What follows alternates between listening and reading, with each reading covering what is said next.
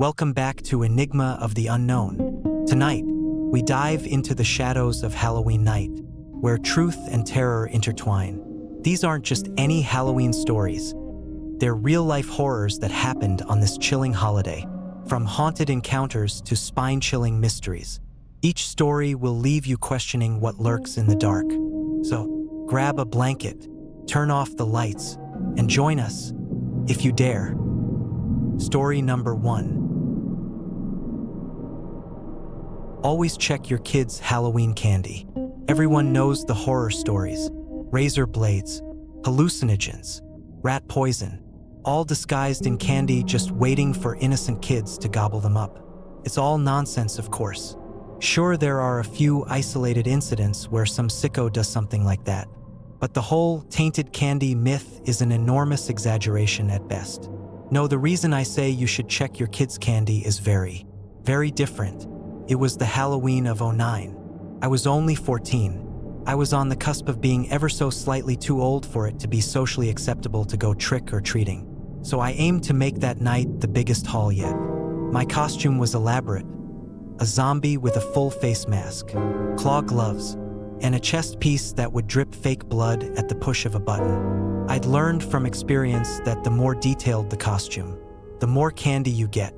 I was going to hit every house that I could. I expected to get so much that I even brought one of those big black garbage bags to hold the candy in. I was going to make it a night to remember.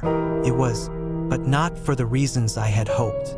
I couldn't tell you which house I got it from. That's something that has always bugged me. My bag was so full and I'd visited so many houses that it was all just a blur. At the end of the night, I was sorting my candy into piles. A small mound of chocolate bars, some plastic-wrapped gummy candies, dozens of lollipops, and more. As I reached into the central pile of unsorted candy, I found something unusual. It looked like a chocolate bar of some sort, but one I'd never seen before. The wrapper was a greenish-yellow in coloration, with a two-armed cartoon worm giving a thumbs up and winking. The label was in some other language, the symbols not corresponding to any Latin letters that I recognized. At first I thought it was maybe in Russian, but the script wasn't quite right. I'd seen what Cyrillic characters looked like from some video games and movies, and this looked a bit different. Raising an eyebrow, I opened the wrapper, curious to see what was inside. It looked like my initial guess was right. It did seem to be a chocolate bar of some sort, with little white orbs embedded in its surface, kind of like how some candies had pieces of nuts. I gave it a bite, and was pleasantly surprised to find it was utterly delicious. To this day, I think that it was the best chocolate I've ever had in my entire life. Being a 14-year-old, I didn't have the best impulse control. I gobbled the whole thing down in about 30 seconds, tossing the wrapper aside and searching for more in the pile of unsorted candy. I didn't find any more though, and resigned myself to disappointment. I figured I'd ask around at school, bringing the wrapper to see if anyone else had gotten lucky. Maybe I could offer some of my less enticing candy as a trade. After finishing my sorting and eating a few more pieces of candy, I finally headed off to sleep, my stomach full and my heart happy. It had been a great day. The next morning, I made sure to pack the empty chocolate wrapper so I could ask around at school, and brought some extra candy for trade. During recess and lunch, I asked nearly the whole school about the chocolate, but I only found 3 other people who got one. And like me, they had immediately eaten the whole thing. I still remember their names. Jeremy, a lanky, bespectacled kid from my chemistry class. Ashley, a girl with dyed blue hair who I'd seen around but never really talked to. And Lee, a track and field athlete who I shared math class with. They all agreed that it was by far the best chocolate they'd ever had, and had also been hoping to find some more. However, it seemed like the trail ended there. None of them remembered which house gave them the chocolate bar either. I was a little sad, but ultimately it wasn't the end of the world for me. It was just some candy after all. It took a few weeks for me to notice anything strange. I had long since forgotten about the candy bar, and now that Halloween had come and gone, it was back to the daily routine of school and homework. One morning, I woke up to find myself feeling very thirsty. Felt like I had been walking in the desert for days. So I immediately got up to get something to drink. Normally with breakfast I would have milk or orange juice. But that day I decided I would just have a big glass of water. And then another, and another. After 3 glasses, I was finally satisfied. My mom eyed me with confusion. "Feeling a bit dehydrated, honey?" she asked. I nodded, a little embarrassed. "I'm not sure why. I just felt really thirsty this morning," I responded.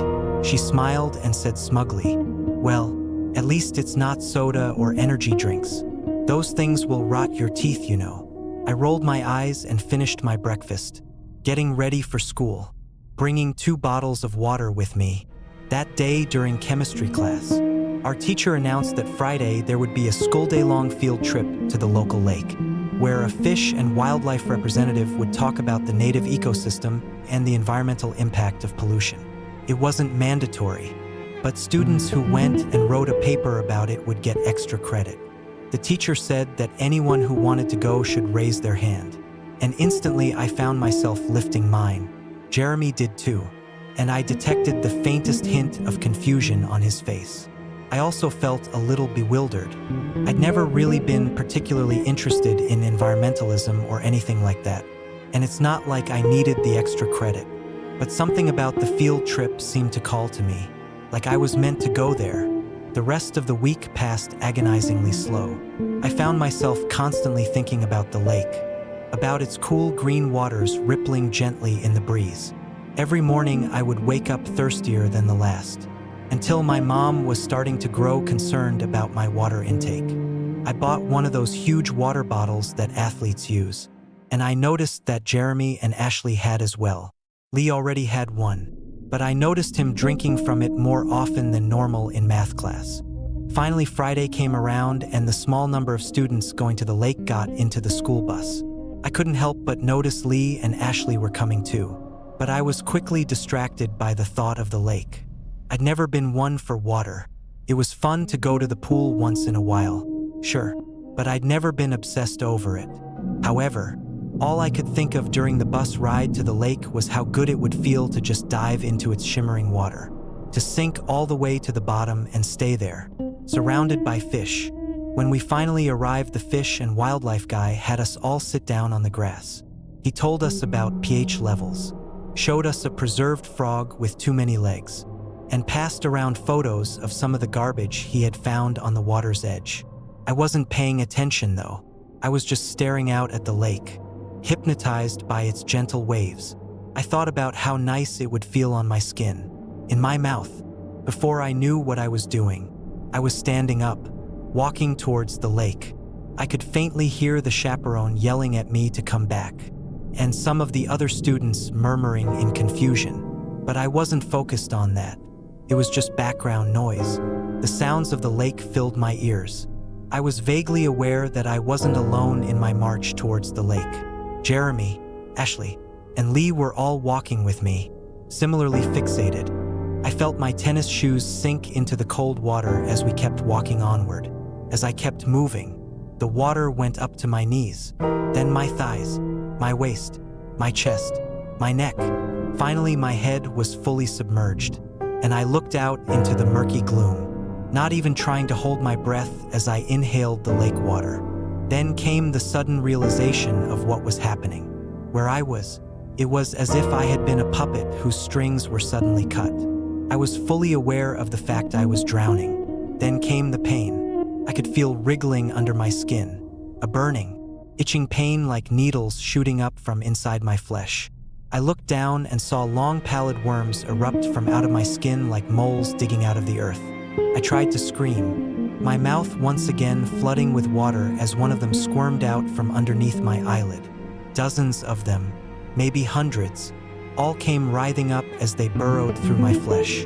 The pain was unbearable, and my vision started to fade to black as I passed out from a combination of agony, terror, and lack of oxygen. I woke up in the hospital, my parents standing over me, their eyes filled with concern. I felt so tired, but thankfully not thirsty at all. When they realized I was awake, my mom smothered me with hugs and kisses, while my dad just started sobbing with relief. I asked about the others, the 3 students who went into lake with me, but they didn't make it. There was only time to rescue one of us. The doctors were at a loss to explain the puncture wounds all over my body, but said that it wasn't anything too severe, and that I should be able to recover with some pain medicine and antibiotics. I didn't tell them about the worms. I knew I wouldn't be believed anyway, and I didn't want to end up locked away in some institution. I already had to have therapy sessions and got put on some antidepressants. Apparently, the authorities cooked up some story about a suicide pact between Jeremy, Ashley, Lee, and I.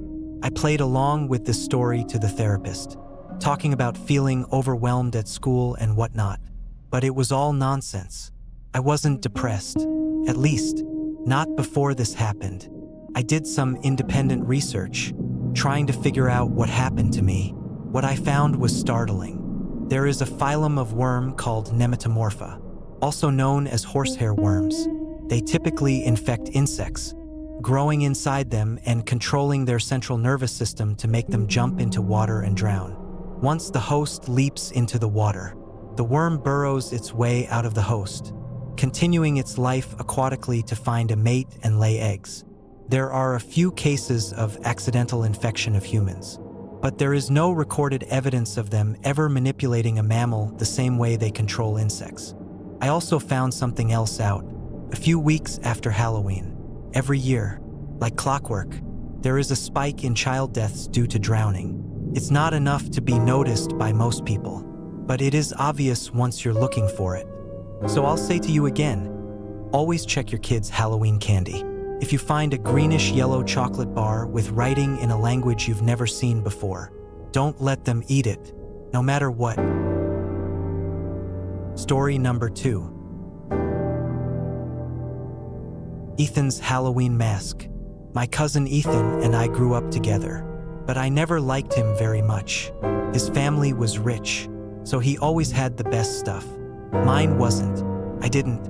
On Halloween, 1985, we were going trick-or-treating together. I was the Terminator. He was Freddy Krueger. His mask cost almost $100 and it looked exactly like Freddy's face. The scars, the sneer, everything was just right. I didn't have a mask. My parents couldn't afford one.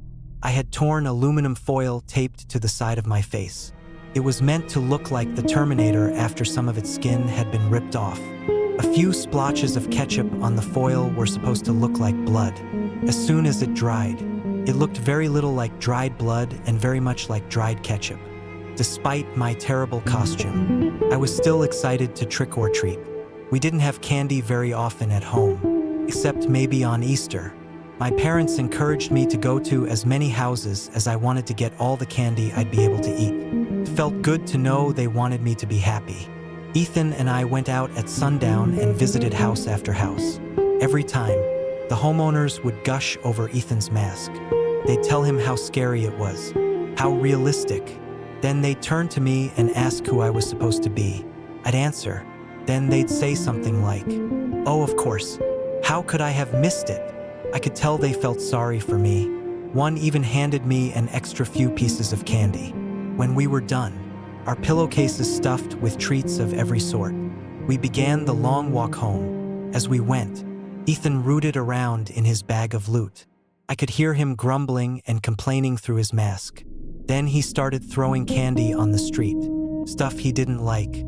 "Go ahead and pick it up if you want it, Bill," he called out, heaving handful after handful into the gutter. "I know you can't afford to let anything go to waste."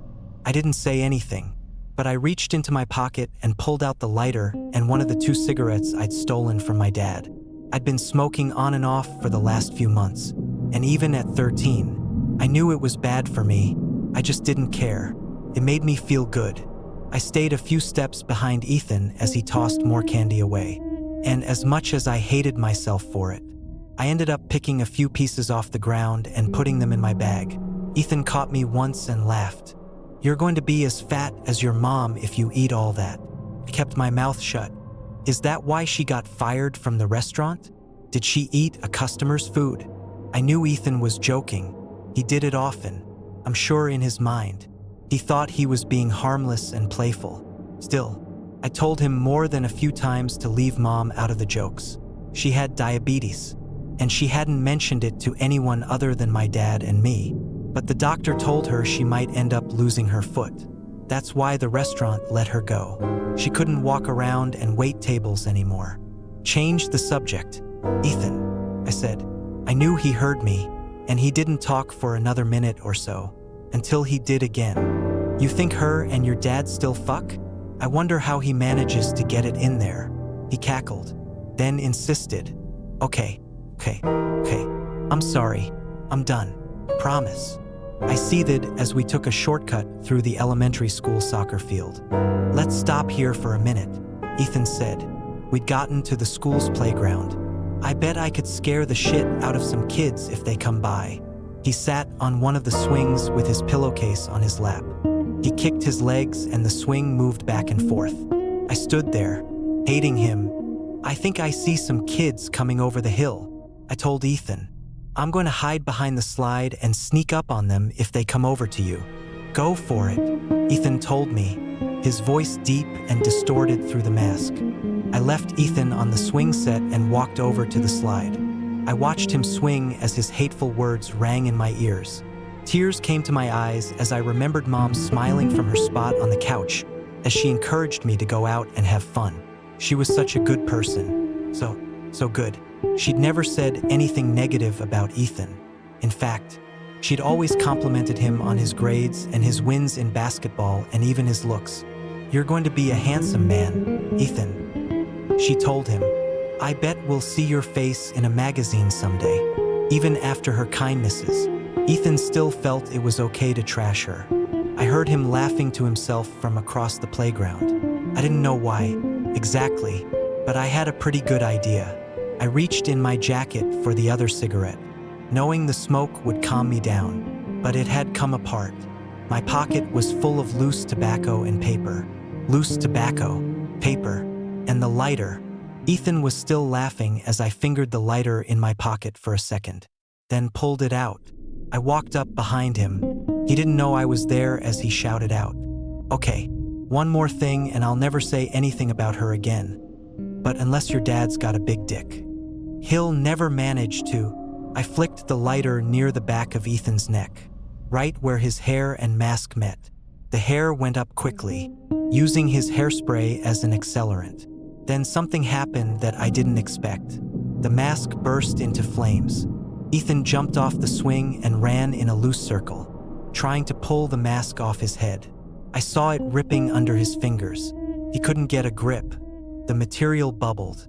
His screams, barely muffled as the molten chemicals clung to his skin, echoed off the brick walls of the elementary school. After a few seconds, he fell and rolled around on playground, pushing his head into the sand to put out the fire. And he succeeded, but the damage was done. He turned over on his back, no longer screaming, but gasping in shallow, hyperventilated breaths. In the moonlight, I saw the mask was completely fused to what remained of his skin. One of his eyes had apparently burst, but his other darted around almost like he was confused and wondering where he was.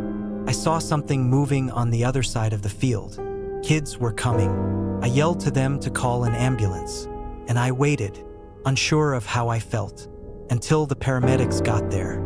I took complete responsibility for setting Ethan on fire. I said I'd been sneaking up to scare him by flicking the lighter near his face. And yes, I got in a lot of trouble, but everyone believed it was an accident. Ethan's face was destroyed. He had skin grafts and bone grafts and all sorts of reconstructive surgery. He never recovered. Not physically, not emotionally. He killed himself in 1990. His parents held a very expensive funeral. I was invited. They'd forgiven me for my part in his accident years before. In fact, their subsequent lawsuit against the mask company is the reason why Halloween masks are now made of flame-retardant materials.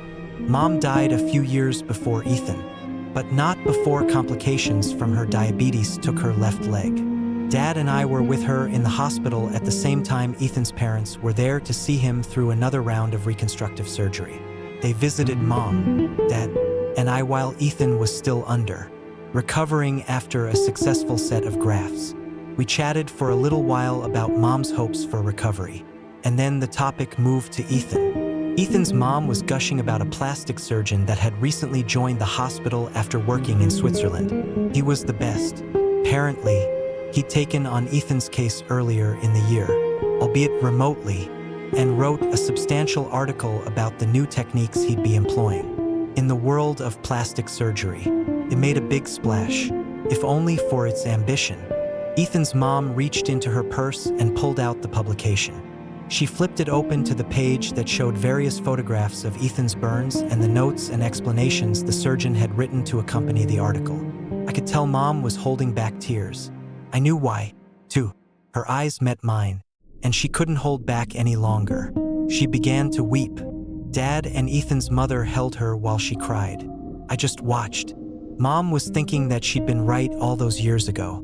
She'd been right for all the wrong reasons, but right nonetheless, just like she'd predicted.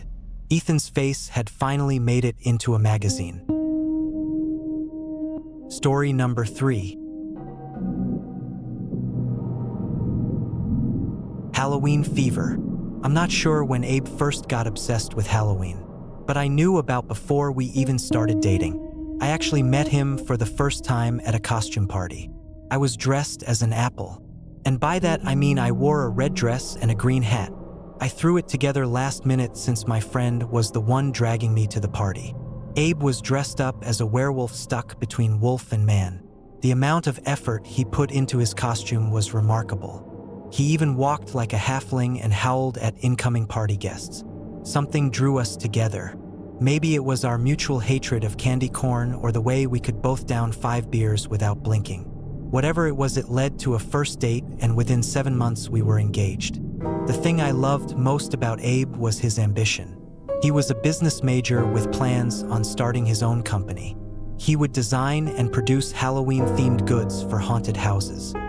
He explained that more and more ordinary people were opening up their homes in the spirit of a good scare, and he wanted to support that by making unique and frightening products. Plus, he dreamed of having his own haunted house someday. It wasn't my cup of tea, but I adored his passion. We were married in May and pregnant by June. Abe decided to use his savings to buy us a nice little house right outside the city. The neighborhood was full of families and right next to an elementary school. Our neighbors to the left were Paul and Jake, a wonderful young couple who had 2 small children. We bonded with them right away. All seemed fine except for one thing: Dirk. Dirk lived to the right of us. He was a white man in his mid-50s who took one look at our biracial family and nearly had a conniption. When he saw us walking or working in the yard, he would give the Nazi salute and belly laugh, as if it were the funniest thing he'd ever done. It wasn't just us he tortured. No one in the neighborhood liked him. He would leave his poor dog out in the rain all day, chained roughly to his porch. His wife was a small woman who endured a vast vocabulary of insults day and night. If a kid's ball flew into his yard, he made a point to pick it up and carry it inside. It was almost like he tried to do everything possible to make himself hated. But oddly, there was a one-day exception to his cruelty, and that was Halloween. Our first year in the neighborhood, we got to experience Dirk's haunted house. Abe had been longingly planning one of his own, but it was simply out of our budget this year.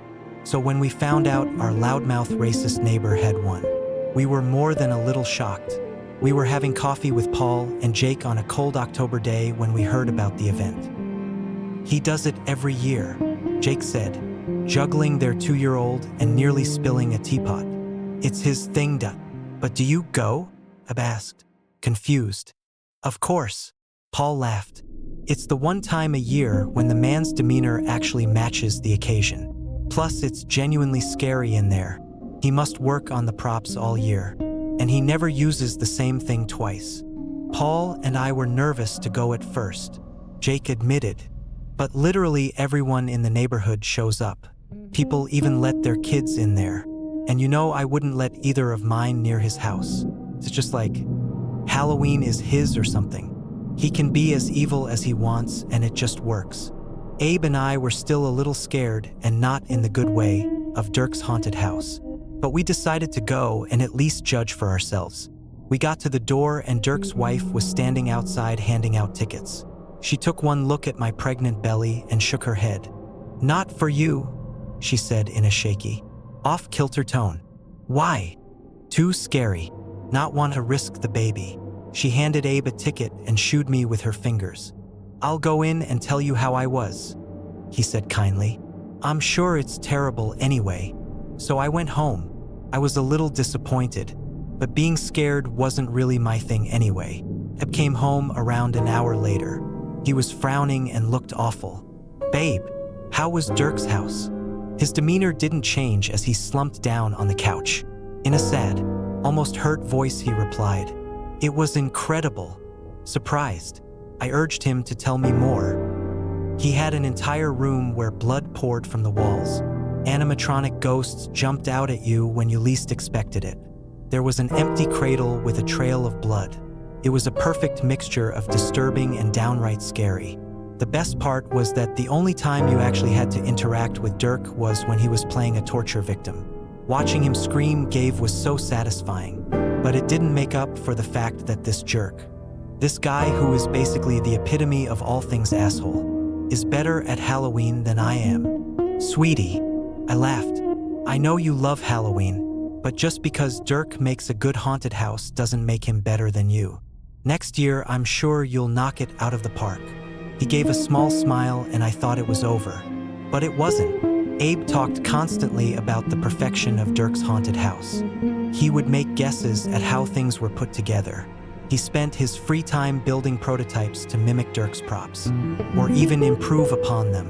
This went on for months. A huge animatronic which had taken over our living room. Robotic spiders prowled the hallway. The only room he didn't touch was the nursery. But soon we had a little one to occupy our time. Ophelia, Fee for short, was born in March. She was absolutely perfect. She was born with a full head of curly black hair. Maybe I had a bias, but I had honestly never seen a more beautiful infant. I loved her from the instant I held her in my arms. Abe was no different. We doted on our baby girl as much as possible. Abe was an excellent father. I loved to watch them interact. Abe was so gentle with her. His only flaw was his continued obsession with the haunted house. When he wasn't at work or playing with Fee, he was designing his perfect house for Halloween. We had a few fights about him doing the creepy stuff around Fee. Soon he moved all the gear to the basement. He told me he would only bring it back out for Halloween. When October came, Abe was feverish with excitement. The plan: make a haunted house like nothing anyone had ever seen. Not only would it be scary while you were inside, but the fear would last for nights afterward. He wanted to really freak people out, 'cause nightmares make his exhibit unforgettable. I believed he could do it. With his imagination and engineering background, anything was possible. He started to advertise his haunted house a week or so before Halloween. I think his goal was to get as many people there as possible. He left flyers in people's mailboxes and under windshield wipers. He even left one for Dirk. This was a mistake. No sooner had he dropped the flyer off than Dirk was banging on our door. Abe was still out flyering, but I greeted Dirk as politely as I could someone whom I absolutely despised. "Hello, Dirk," I civilly. "What the fuck is this?" he screamed through my screen door. In his hand was one of Abe's flyers. "Keep your voice down." I turned around to check on Fee, who was gurgling sleepily in her swing. Before I knew what was happening, Dirk had burst through the screen door and had his arm around my neck. "Your nigger husband think he can take over? An MY neighbor? My territory?" His arm dug into my throat. "Please, Dirk, you're hurting me." Tears fell down my cheeks. I was all alone. I knew Dirk was a bully, but I didn't know he could be dangerous. "I could do much worse to you, nigger lover." He pushed me to the floor and stood over me. "You tell your darky husband that if he goes through with the haunted house, I'll kill him. No, I'll kill you first. Then your little abomination over there. And I'll make him watch." He spit at my face. "No one crosses me." With that, he slammed the front door and left me on the ground, sobbing. Fee had woken up and was crying as well. Shakily, I got to my feet and called Abe. He told me to call the police, but I was too scared. Dirk was a violent man. I just sat on floor rocking Fee until Abe came home. He did everything to make me feel safer. He wrapped us up in blankets and made me hot chocolate. With hurt in his voice, he pleaded with me to call the police. "I don't want to make it worse," I said softly, "but he's a just bully, a racist asshole." I looked him in the eye. "You have to promise me you won't do a haunted house this year." Abe's mouth fell open. "Come on, that means he wins." "I don't care what it means. I don't want that man anywhere near us." Abe shook his head. "This haunted house means the world to me." I glared at him. "More than me? More than Fee?" He didn't say anything. Instead, he kissed my forehead and stroked Fee's cheek. I could see in his face that he regretted what he said. It was so hurtful, but I knew it came from a place of pain, not cruelty. I put Fee in her crib and went to bed. Kissed me deeply. He stroked my hair and whispered that everything would be okay. I felt confident that this was all over. I wish I had been right. But in those blissful hours of sleep, I had forgotten the violent monster that was our neighbor. By the time we woke up, Abe made a self-care plan for me. He would buy me a few nights at a hotel over Halloween. That way I would feel safer and free from Dirk. He said he would stay home and take care of Fee. Although I was nervous to leave, Abe convinced me that it would be the best for everyone. He would keep an eye on the house and make sure nothing sinister went on with Dirk. I begged Abe to come with me. He explained that having the baby around might cause extra anxiety for me. Plus, I deserved a few days to relax. Reluctantly, I left my family for Halloween weekend. I have to admit, it was a wonderful hotel. It had a full spa, swimming pool, salon, and even a 5-star restaurant. My first day, I took advantage of everything. The massages and bubble baths did quite a bit to help ease my fear. I wrapped myself in a fluffy robe and ordered room service. It was pure luxury. I called Abe a little after 5. He said everything was fine. Dirk hadn't bothered him at all. He even let me talk to little Fee, who babbled into the phone. I giggled. I was so blessed. Abe told me to just take care of myself and come home once tomorrow was over. On Halloween morning, I awoke in a cushy bed, covered in delicate blankets, feeling incredible. My night had been full of dreams of Dirk moving away. I stayed in bed leisurely until I got hungry. I wandered down to the restaurant and treated myself to the largest waffle I'd ever seen. I then spent the afternoon getting my nails done. I felt great. Around 4, I called Abe to check in. He didn't answer. I figured maybe he was running an errand. I went back to my room and called again at 4:30. Still no answer. My chest got tight. It wasn't like Abe not to answer the phone. I called again at 4:45. After still no answer, I started to panic. I called Paul and Jake. Paul answered. "Hey love, what's up?" He sounded surprised to hear from me. "I was wondering if you might be willing to go check on Abe and Fee. He isn't answering the phone and I'm getting worried." He laughed. "I just saw him. He's fine." I breathed a long sigh of relief. "Oh, thank God, Paul. I was so scared." "The only thing to be scared of is your house." Paul chuckled. "Sounds like it's opening up soon." I paused. "What are you talking about?" "Your house," Paul said, confused.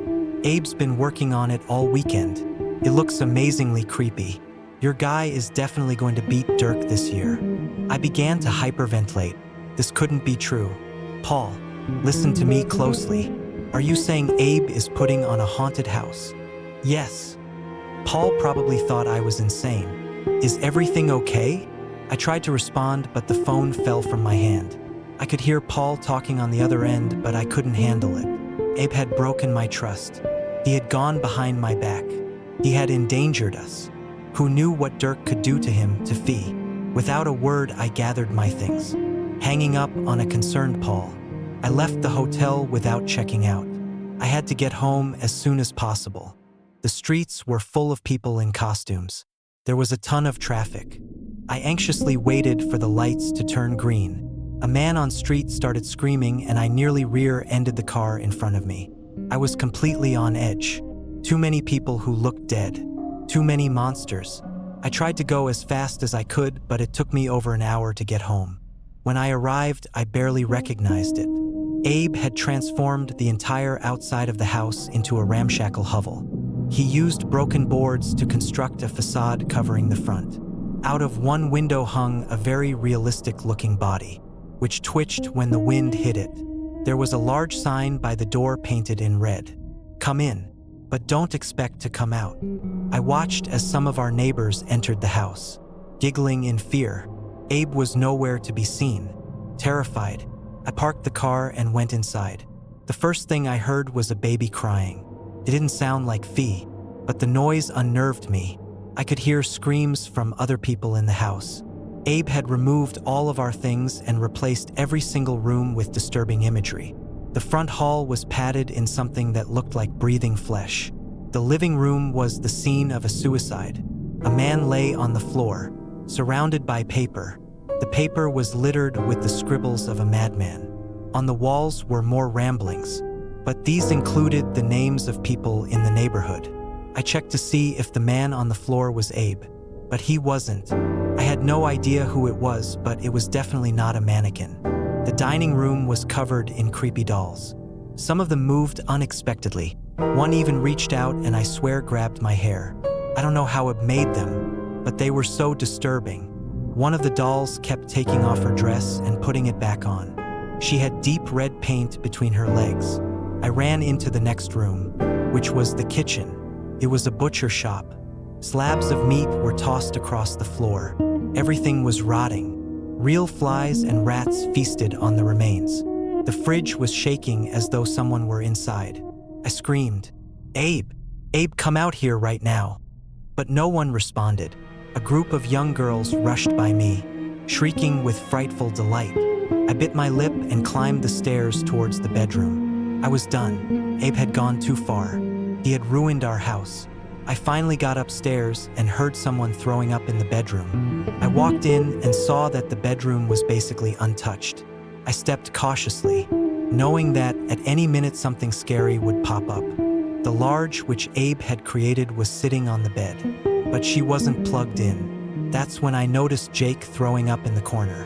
I approached him slowly. "Jake, are you Dash?" When he saw me, he jumped up and grabbed my shoulders. His eyes were crazy. "Get out," he yelled. "Get outside now." I shook him off. "So you're part of this shit storm too?" I realized he was crying. "No, just please go outside." Paul called the police. "I don't know what happened. We can't find Abe." A dead cold spread through my body. "What happened?" I demanded.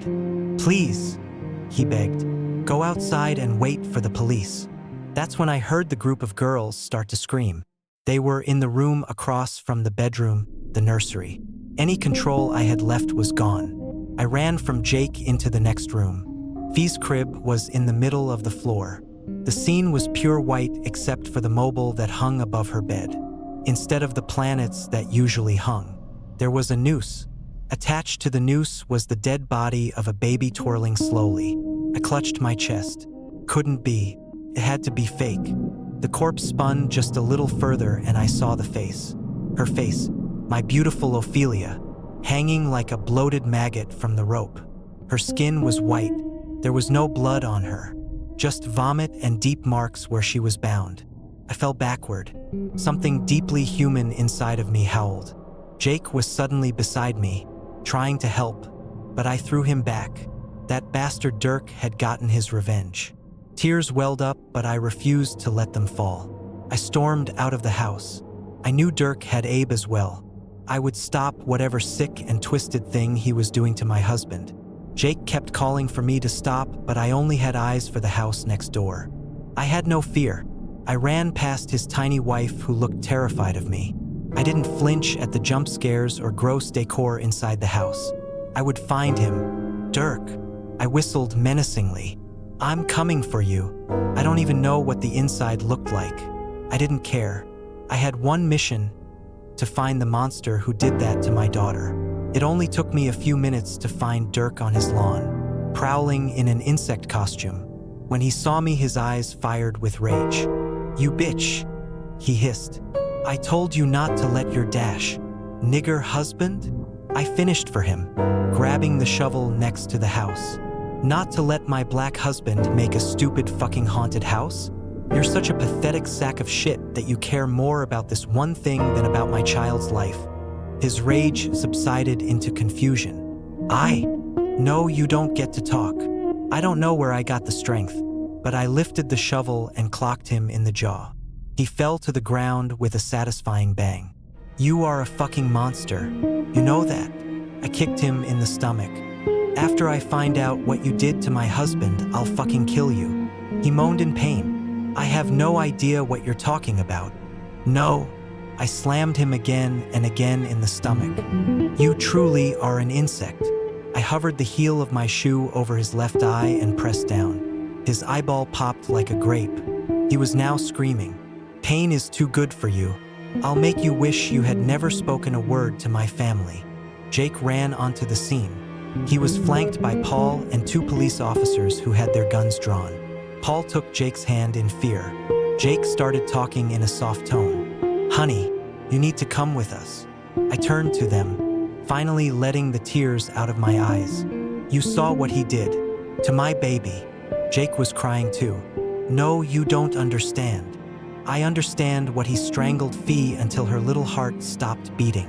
My hands were in fists. Jake turned to Paul, who took over. "Honey, Dirk didn't kill her." My body was shaking so much I nearly fainted. "He did. He killed her, and he probably killed Abe too. I can't find him. He threatened me last week. He told me he would do this." "I don't know anything about last week, but we know he didn't hurt Ophelia." Paul moved towards me, lifting a gentle hand. "Abe turned himself in 20 minutes ago." "What?" The world was suddenly still. I couldn't hear anyone crying or screaming. It was just quiet. The words hung in the air, inaudible. I could almost see them, touch them. When I came back to reality, I had been handcuffed by one of the officers. Paul was trying to speak to me as they led me away. I couldn't understand. Nothing made sense. Paul began to yell, "Please, don't take her to the station. Let her stay with us.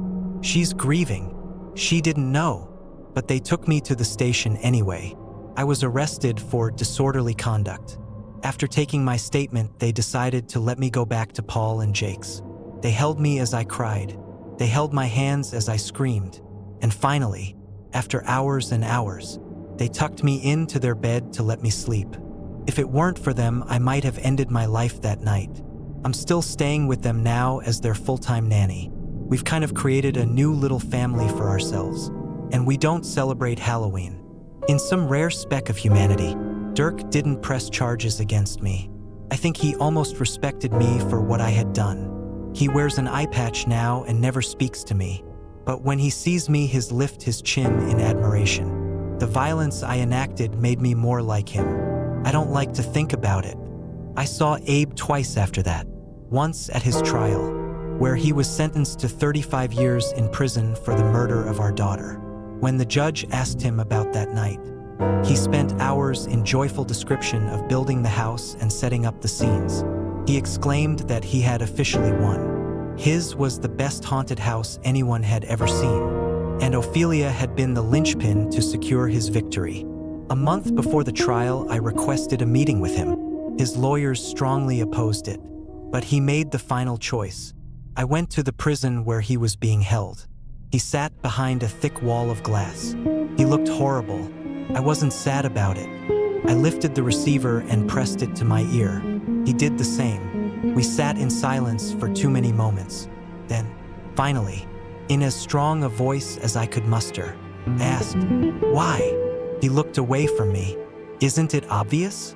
When his eyes slid back into place, there was something crazy in them. His forlorn look morphed into a sinister smile. I held my breath. All he said was, "I loved Halloween more than I loved you." Story number 4.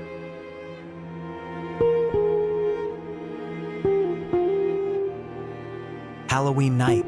My friends and I were too old to go trick-or-treating, but that didn't mean we stopped going. The adults always frowned at us when they opened their door and saw our Fab Five group waiting with open bags to put candy into. We heard the same line of questioning at almost every house. "Aren't you too old to be doing this?" This year, Jace prepared a monologue and told the adults that this was our last year. He fed them a sob story about an imaginary younger brother that passed away too soon. Jace was, in fact, an only child. After the 6th house this happened at, I spoke up. "I don't want to trick or treat anymore," I said, hesitantly. "We don't even eat the candy. Are you too good for us now?" Dara glared at me. Her raven hair was cut into a vicious-looking bob that made her look intimidating. "No, that's not it," I stammered. I was never any good at standing up to my friends, and this was why I normally kept my mouth shut. "Then what is it?" Parker crooned. He was my weakness, and everyone, including him, knew it. His brown eyes and mischievous smile made me weak. "These are kid games," I whispered. "We barely made the effort to dress up." "Listen to Alice," Amber taunted. "It is kind of childish. What else did you have in mind?" She directed the question at me, and I knew what she wanted me to say, even though I just as equally didn't want to do that either. "What about haunted houses?" I inquired, feeling everyone's intense gazes. Amber and I had talked about it a couple of days ago. She convinced me it would be fun and that our friends would love it, too. The gleam in her eyes told me that I had said the right thing. "Haunted houses. Ha!" Jace mused. "You know," Amber replied, as her red hair danced in the fading glow of twilight. "I think I may have heard about a house that goes all out every year, always eager to take charge." Jace acted like he knew the place. "I've heard of that one," he declared with a wicked grin. "The story goes that the location changes every year. Supposedly, a rich family goes from state to state looking for the creepiest houses they can find, buys it, then spends the entire year leading up to Halloween renovating it. It's how they make a living." "I'm in," Dara leered, wanting her night out with Parker to continue. "I'm in if Alice is," Parker promised and stared at me in a way that would make me agree to anything. I quickly nodded as words failed me. "Great," Amber exclaimed as she took Jace's arm, smiling up at him. "We'll lead the way." Dara and Parker followed in step, and I drug up the rear. As usual, my friends' relationship with each other seemed to be purely for pleasure and entertainment. Jace and Amber were your typical jock and cheerleader disaster, which coincidentally is how they dressed up this year. Parker was on the basketball team with Jace. He never dated anyone, but was always seen with someone new.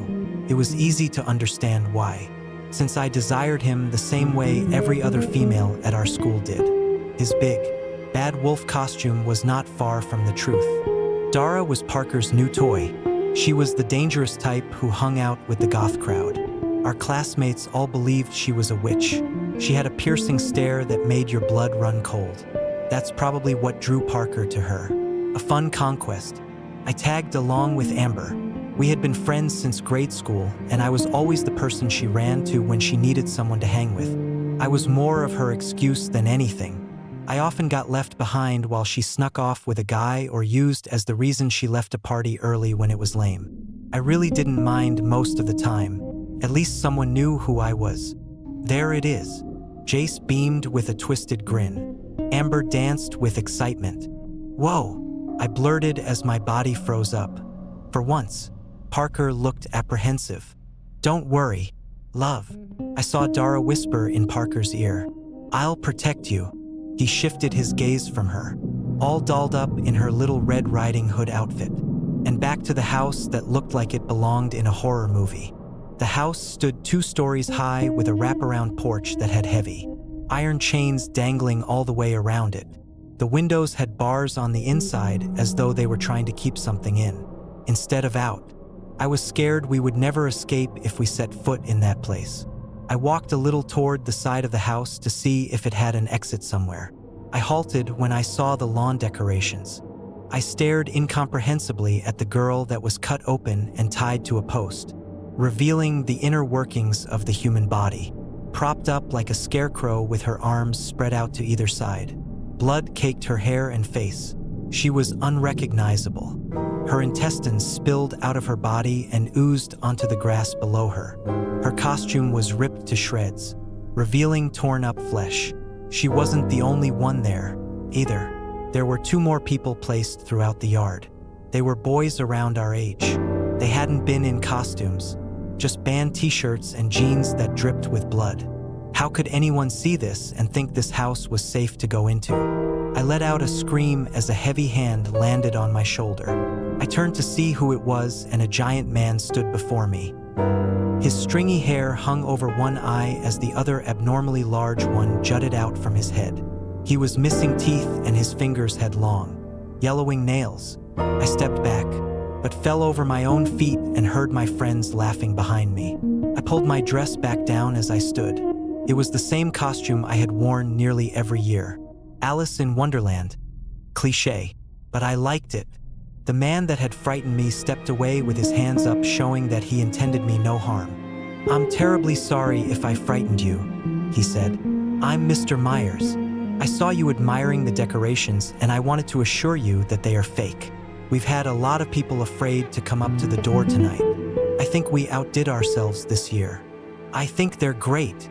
Dara laughed and walked right up to one. She put her hand in the intestines, and when she drew it back out, the brownish red substance was pulling away with it.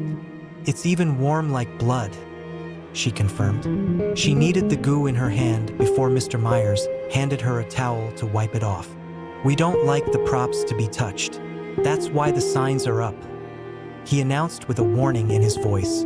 There were indeed signs up around the yard telling people to stay on the path and not to touch the decorations. I shrank back a little, realizing I broke the rules first. "Are you interested in walking through the house?" Mr. Myers asked our group. "Hell yes."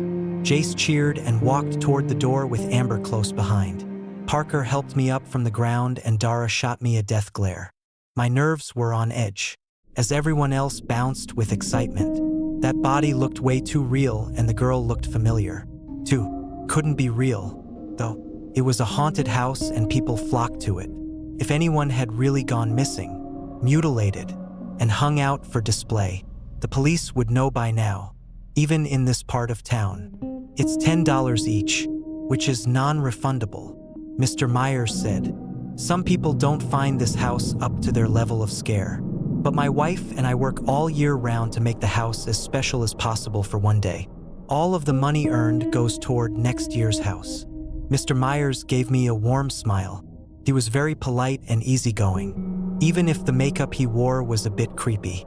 After collecting the money, he walked us into the main entrance. It was a large, circular area that had 3 paths laid out before it. One went upstairs, the second stayed on this level, and the third led to a basement. Each path was painted in yellow bricks that were dimly lit. Before you choose which path you take, you have to hear the house rules. We take these very seriously, so it's important that you follow them. It's all for your own safety. My friends were barely listening to him as their excitement overtook them. Jace and Amber were eyeing the upstairs and talking excitedly as they playfully touched one another. Dara was running her fingers over the bars of the window and glancing down the path that led to the basement. Parker's eyebrows knit together as he watched Dara's eyes light up with glee at the sight of a whip that hung on the wall, as though he second-guessed his decision to ask her on a date. Mr. Myers didn't look at all surprised, so he focused his attention on me as I waited patiently to hear the rules. I did not like breaking rules, especially in someone else's house. "First, you will have to sign a waiver saying if anything happens to you on this property, the owners, cannot be held responsible as you entered on your own free will." He passed out papers which everyone eagerly signed. "Are you reading that?" Jay scoffed. "Sign the papers, Alice. He already told you what it says." I glanced up at Mr. Myers to see him smiling. My friends were all huffing their impatience with me, so I signed it and handed it back. "Do not step outside of the path that is marked for you. I cannot stress this enough. There are things in this house that should not exist in this world, but are allowed to travel here on Halloween night. They are restless, they are hungry, and they are without a conscience." I swallowed hard and glanced at my friends who had a gleam in their eyes as though this was all part of the act. I didn't get that feeling. To me, it felt like he was warning us, and that message only sunk in deeper as his eyes bore into mine with a pleading look. There are weapons you can take with you to protect yourselves if you do get caught out of bounds. I could feel the terror showing on my face as he walked over to a bin full of weapons. Don't worry, they're only props until you need them to be something more. He winked right before he showed us how bendy the plastic pitchfork was. You're going to want this one, he asserted as he handed it to me. It has a long reach, so it'll keep things at more than arm's reach from you. I took it. It was long and awkward, but it made me feel a little safer, even if it was only plastic. Go ahead and find your weapons. He nodded to the rest of the group. My friends went to the bin and sorted through it. Parker found a sword that looked like real metal in the light. He slashed it around a couple of times as he tested it out. Dara picked out a utility belt that had a wooden stake, a dagger, a butcher's knife, and a grappling hook on it. She tied it around her waist and played with all of the toys by pulling them out one by one and making stabbing motions. She wasn't sure what to do with the grappling hook, so she tossed it off the belt. Jace had decided to take a baseball bat. No surprise there, since that was his favorite sport to play. Amber had grabbed a long staff that had a point on one end and began twirling it. Again, very cliché, as she was a cheerleader who twirled a baton. I decided to stick with the pitchfork. If Mr. Myers had told me it was the best for me, then I would not question him. Good. You all seem like you've got the hang of this. Your goal is to make it out of the house. It has been constructed in a maze-like pattern, so you'll have to use your wits to find your way out. The exit is located in the basement, but the basement is not the true way to reach the door. There are trapdoors and hidden staircases that you have to find in order to get to the correct part of the maze. There are clues hidden throughout the house to help you find your way out as well. Pay attention to them. At the mention of the trapdoors, I picked up the grappling hook Dara had tossed aside and put it in my dress pocket, just in case. Mr. Myers gave a small nod at me that no one else seemed to notice. My wife will be at the exit door dressed up as a white witch. That's how you'll know you've made it.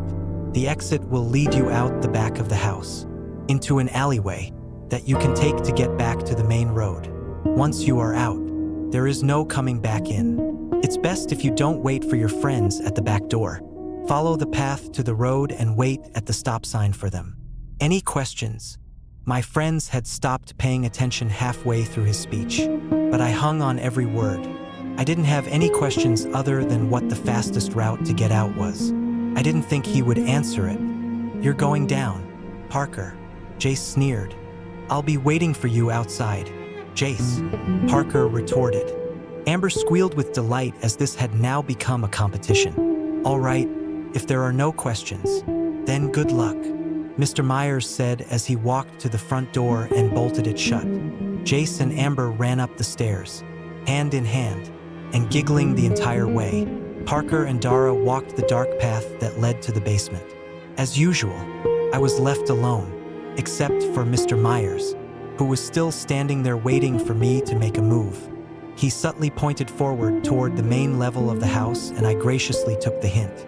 The walkway was dimly lit, but I didn't have a problem following the path. The yellow paint's reflective glow was bright enough for me to spot, step after step. I became more afraid when nothing jumped out to scare me. There was something unsettling about the house. Maybe it was thinking about that girl outside that looked too lifelike. Or maybe it was the caution from Mr. Myers that these weapons were only plastic until we needed them to be something more. Whatever it was, I hated the fact that my friends had left me alone. They probably didn't give me another thought as they raced off to beat each other out of the house. I was always in the back of people's minds. This may have been my idea, but it was an idea Amber had planted in my head, knowing I would say what she wanted. Why was I such a sheep? A light flicked on, pulling me out of my downward spiral of thoughts. It revealed a living room area that had a small couch and chair facing a television. Each cushion was worn and molded as though sculpted to the person who sat there day after day. Brown bottles littered the floor by the chair. One of them was broken with liquid coming out of it. The place smelled of cigarettes as smoke wafted from a freshly lit one that was perched on an ashtray. The windows behind the couch were boarded up and painted black. "Where's my dinner?" A rough male voice growled from nearby as he slammed his hand down on something hard. A new light popped on, hovering over a kitchen table that was lined with plates of half-eaten food. I carefully continued down the path, looking around for the man that spoke, and felt something squish under my black, slip-on shoes. The floor was covered in squirming maggots. My breathing became ragged. Why did it have to be maggots? They only meant one thing. Something dead was nearby. I scanned the table and found the source of where the maggots were spilling out from. A lifeless body of an older woman was contorted with limbs in a defensive position and head thrown back, searching for a god that didn't exist. The maggots came out of every slash that was made across her body. A man with a pudgy belly that rested over the table was leering at me. His smile widened as my face filled with horror and disgust. My breathing came out in rapid, shallow gasps as the panic rose in my body. I backed away and into something solid that shook the contents inside of it. I turned around to see what I hit and found more horrors waiting for me in a cabinet made of glass. It held jars of human organs that were carefully preserved. Blue eyes stared back at me from a clear jar. On the shelf above, a brain sat in a large jar. Below the eyes were a heart and a pair of lungs. Intestines threatened to bulge out of its container. Sprinkled on the shelves were other parts like fingers, toes, and an assortment of bones. "Like what you see?" the voice crooned at me. "I made it myself. I've been searching for the perfect person my whole life, but I never found them, so I decided to create one of my very own." My body went rigid as the man spoke. I understood why the organs were placed the way they were on the shelves. He was building a human with the organs he collected. "Can you tell what's missing?" he asked calmly as I checked my feet to make sure they were still on the path. I listened as a chair creaked and the shuffling of feet moved closer and closer. I closed my eyes, unable to take in any more. Tears trickled down my face as the fear paralyzed me. "I've always liked blondes." His hot, sticky breath sank into my cheek as he whispered it. My eyes flew open and I ran. The yellow path was still easy to find, but it was slick with red splotches. I slid off the path and into the kitchen cabinets, hitting my head on the stove door. I didn't have time to feel the pain as I heard the man squeal with delight. His footsteps were quick and heavy, still grasping the pitchfork. I flung it up in self-defense and felt it shudder as the man fell onto it. The plastic pitchfork had turned into a real one. I let out a scream as his hands flailed toward me, trying to grab my hair. He was too heavy for me to hold up, so I let go of it and watched him tumble to the floor. I scrambled to my feet, but my shoes slipped out from under me and I slid face first across the floor. I threw them off and made my way out of the kitchen and to the path, on hands and knees. My heart was pounding in my chest and bile lurched up my esophagus. I looked toward the kitchen and saw the man hadn't moved. Did I just kill someone? Was this all part of the act? If it was part of the act, though, I shouldn't be in any real danger. Haunted houses were known for their pranks. That was how they worked. People were purposely hired to scare anyone brave or stupid enough to enter them. There was no point in leaving the path again to investigate it myself. I had to find a way out of here, or find Mr. Myers and beg him to let me out. I was not cut out for this. After the tears stopped falling, I stood up and took a few deep breaths. The realization that I was on my own hit me. My friends hadn't bothered to come find out why I had screamed. They didn't care if I was hurt or that I was scared. I had to keep moving. As I left the kitchen behind, I heard a soft moan. I turned back and watched as the man I thought I had killed slowly rested on one knee and moved into a standing position. He pulled the pitchfork out and dropped it on the floor where it clanged like metal. Without even glancing toward me, he sauntered off to the kitchen table and sat back down as though nothing had happened. Not caring to relive that part of the tour, I walked as quietly as I could, further into the house. I needed to look for clues on where to go next. Rounding the corner, I saw a sign on the wall. "You must first go up to get down." I needed to go upstairs next, but there were no stairs, just a long hallway with vintage wallpaper of red leaves spiraling in a downward motion. There were doors on either wall, But the path didn't lead to any of them, and I was not willing to wander off. There had to be something I missed. I followed the path all the way to the end of the hall. Where it ended, I touched the wall, looking for a secret passage or lever that was hidden away. When I couldn't find anything, I knocked on the wall thinking if it sounded hollow, there might be something behind it. Unfortunately, it was solid. I turned and walked back the way I came. I noticed one section of the wallpaper had the leaves going up and not down. This had to be it. But the path didn't stray from the middle of the hallway. Was it a test? My body shuddered at the thought of leaving the safety of the path. What other choice did I have? Though, I would not go back to the kitchen of nightmares.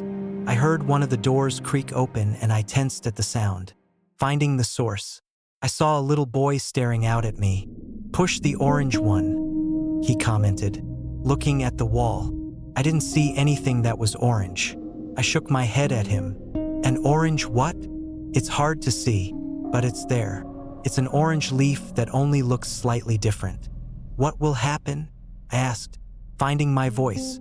"You'll go up," he smiled slightly, though it didn't touch his eyes. "Why are you helping me?" I asked softly. "Because I don't want you to get trapped here, too." The boy insisted and shut the door. "Hey, wait," I yelled as I ran over to the door. I forgot all about staying on the path as I pushed his door open and walked in. The room was decorated for a child who loved space. There were rocket ships painted on the wall and planets hung over the bed. When the little boy saw me, he forcefully pushed me toward the door. "This room is only safe for me," he screamed. "It's not safe for you. Stay on the path. Please, stay on the path." I let him push me out, but before I got back on the path, a horrendous wail bounced off the walls, causing me to drop to my knees. I looked back and the boy was tucked into a ball, covering his ears. "She's coming," he wailed. "You have to get upstairs before she gets here. My room will protect me and only me," covering my ears. I left his room and made it back on the path. I moved down the hall as the wailing became louder. I stood up and found the part of the wall where the leaves went up, searching for the orange one. The sound grew louder and I felt like my eardrums were going to burst. Something wet dripped from my nose, wiping it with my hand. I cringed at the sight of my blood. It was frying my brain. As my vision blurred, I saw a different colored leaf. It was higher than I could reach. I jumped, stretching my fingers, grasping toward the orange leaf. I missed. I scrambled back on the path and tried again. The leaf was too high. My head was pounding. Blood coated my vision, and when I pulled my hands from my ears, there was blood trickling from them too. I knew that the piercing wail would kill me if I didn't find a way out. Shouting in frustration, and I jumped again. My fingers only grazed it, but it was enough. A door slid open from the wall, and seeing the yellow path, I rushed in. The door slid firmly shut as I stumbled up the first few steps. The world around me was ringing. The wails mercifully stopped, but I heard nothing else for several minutes as I adjusted to the quietness of this new space. I didn't feel blood draining from ears, nose, or eyes anymore. I didn't have anything to clean my face with except for my dress, so I used it. No shoes and coated in blood on my face and dress. I looked more like a prop of the haunted house. The stairs twirled up higher than I thought they would, considering I started on the main level. When I got to the top, I noticed there was no door handle, which meant once I exited the safety of the closed-off stairwell, I wouldn't be able to get back in. "Jace!" I heard Amber yell from beyond the door. "Geronimo!" I silently whispered as I pushed the door open and went to find her. I don't know why I bothered, since she, nor Jace, had come to find me when I screamed out. Nevertheless, I followed the path in search of my friends. I found them in a bedroom. Amber didn't have her top on and Jace was naked from the waist down, his back flat on the bed. It wasn't hard to figure out what they had been doing. "Amber," I called. "What's wrong? Why aren't you on the path?" Amber looked over to me and recognition dawned on her. She ran over to me and grabbed me in a bear hug as she cried. "Oh, Alice, I don't know what happened." Jace stopped moving.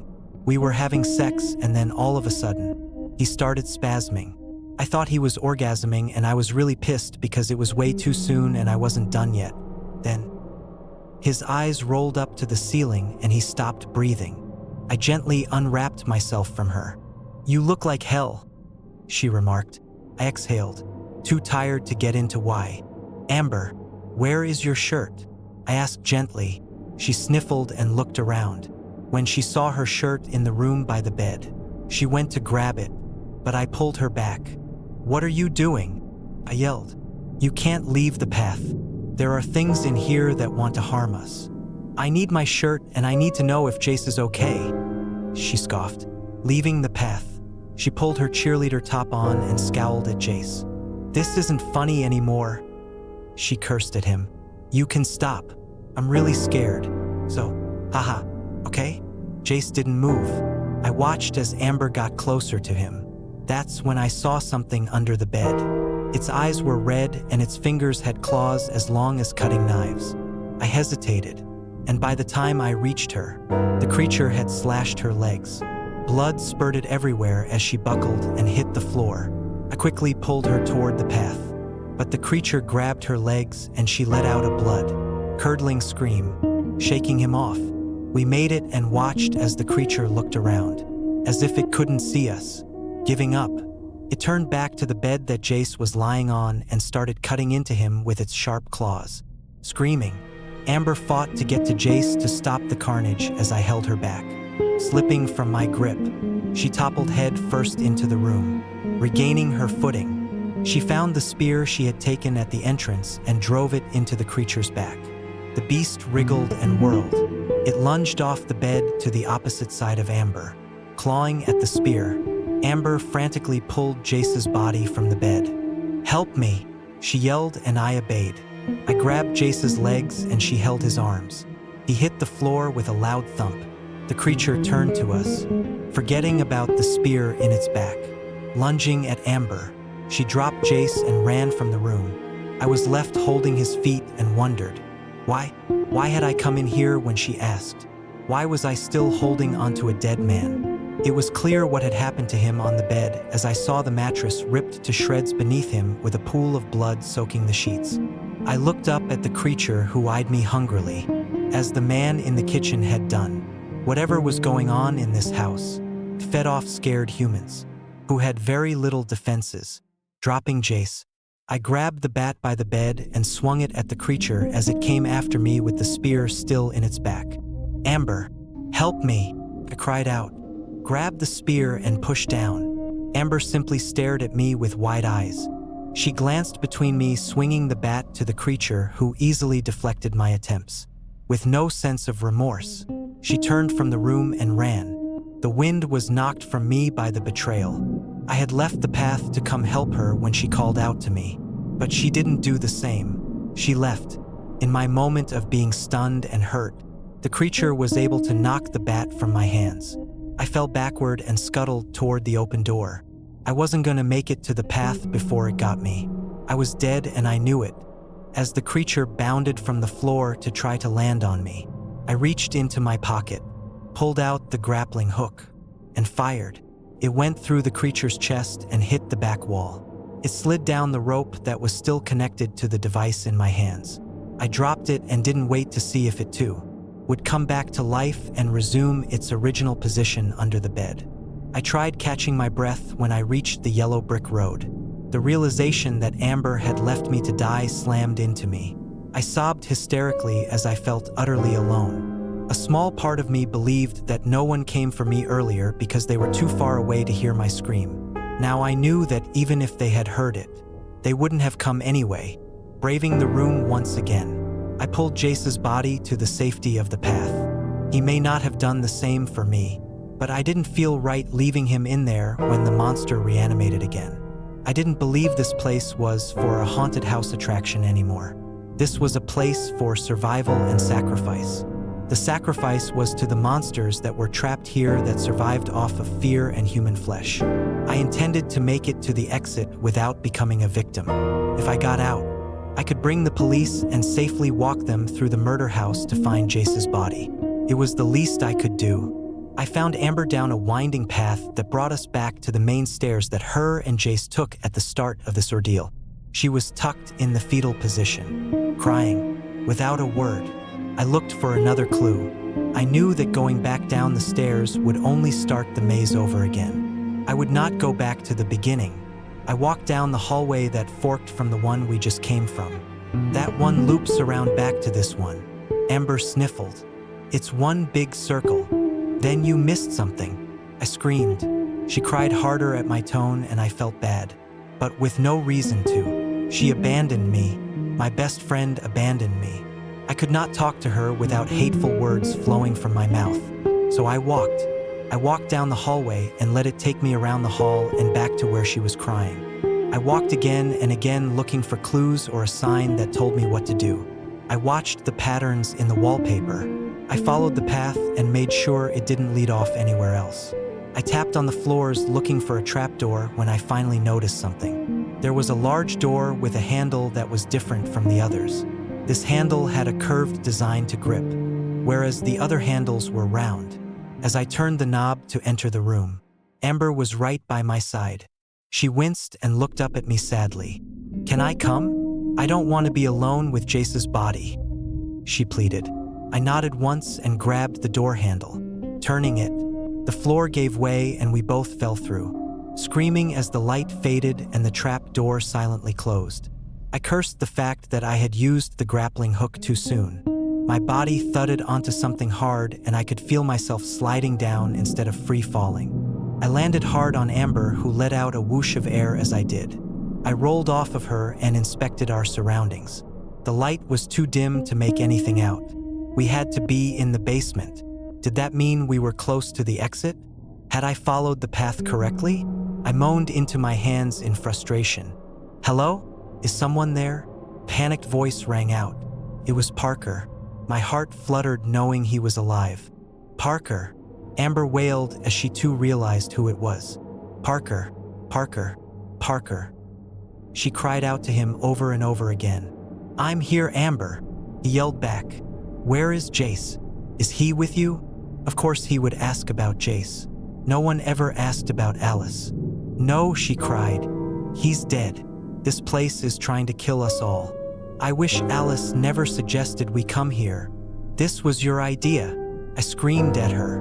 "I only suggested it because you complained to me the entire time we were getting ready for the night that you hated trick-or-treating and you wanted to come to this haunted house to impress Jace. That's not true. Don't try to pin this on me. Jace's death is on your hands, not mine." No longer able to control my rage, I flung myself on her. We rolled over the floor until we landed on something soft and unmovable. I took myself off of Amber and looked in horror as Dara's body lay unmoving with her throat ripped out. Blood coated her entire costume from her neck to her feet. Amber screamed and I backed into a wall. "You found Dara," Parker guessed. "We weren't down here very long when things got weird. First, we thought it was cool. There were bats flying around and strobe lights bounced around the path. Dara thought it was a vampire room and she wanted to explore. She pretended to be Buffy with the wooden stake on her tool belt, so went off the path and found a coffin. It was made of wood and sealed with iron chains. Dara took the chains off and opened it. The thing inside was not what vampires look like in movies. It was much worse. It was shaped like a human, but its features were wrong. Its limbs were too long and there were too many teeth. It had black eyes like a demon. Dara didn't stand a chance. The thing grabbed her neck and tore into her before I even took a breath. I followed Parker's voice and found him, but he turned away from me when I approached. "Parker," I whispered softly. "Don't come any closer, Alice." He stammered. "You can't see me like this. No one can." This was why I had fallen for Parker. Everyone else saw him as a playboy who had an image to keep up with. But I saw his soft side long before high school cliques were the only way of surviving. His heart was bigger than anyone realized. I knew Dara's death was affecting him more than he wanted to show. I placed my hand on his shoulder, hoping he knew that I was here for him. He turned to face me. The fear that I experience in bursts all night long came flooding back to my body. I couldn't breathe as I looked into his eyes that should have been brown. but were now black. "Get away, Alice," he growled. "I won't let it be you. Anyone else but you." "What happened?" I choked out, holding back the tears. "When the vampire took Dara and started feeding on her, I grabbed the stake from her belt and stabbed it in the back. I must have hit my mark because it dropped her." A shiver went from his body, through the stake, and into me. I felt sick at first. I thought I was dying. I convulsed on the floor and called for help. "I heard you scream and I wanted to get to you, but I didn't have any control over my body. I think I died." I froze. My instincts were torn between running from him and comforting him. Amber leaned on me for support, though I doubted it was for sentimental reasons. "I'm thirsty," he rasped.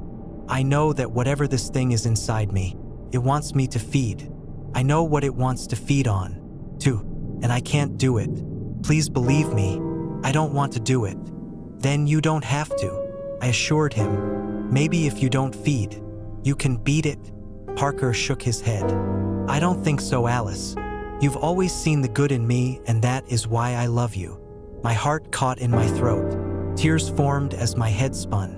I had dreamed about this day since I met Parker, but I had accepted these words would never be mine. "I love you too," I choked out.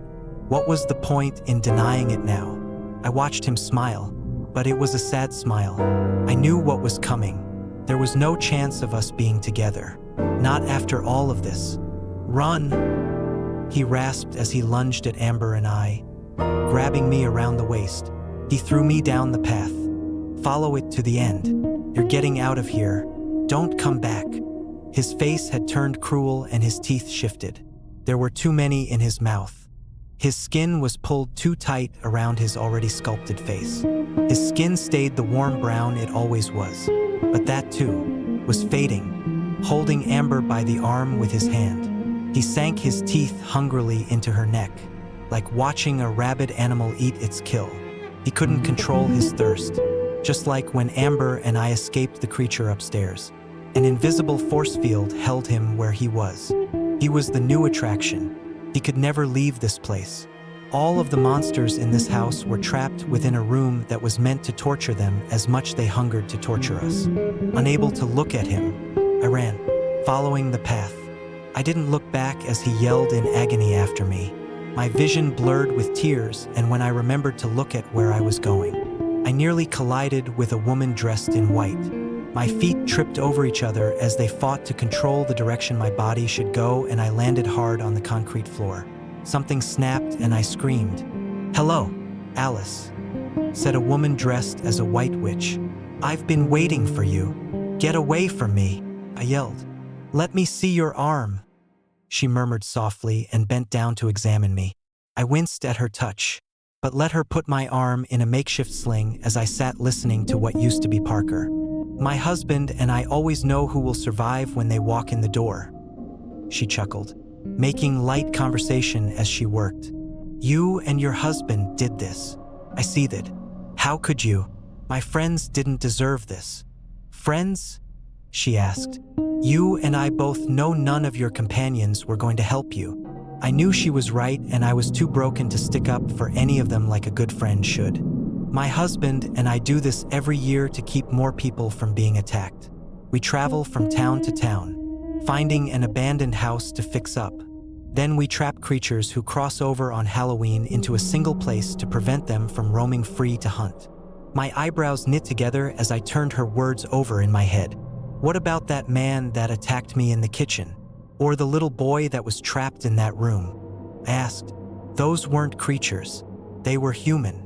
"The man was not human. He only appeared to be. You would have seen his true nature if you didn't get him with that pitchfork." "Nicely done. By the way, of all the things that happened in this house," she was congratulating me on skewering someone or something with a pitchfork. "Unfortunately," she continued, "that little boy was in this house long before we were. Some creatures that pass through feed on humans and spirits. He will be set free once the night is over.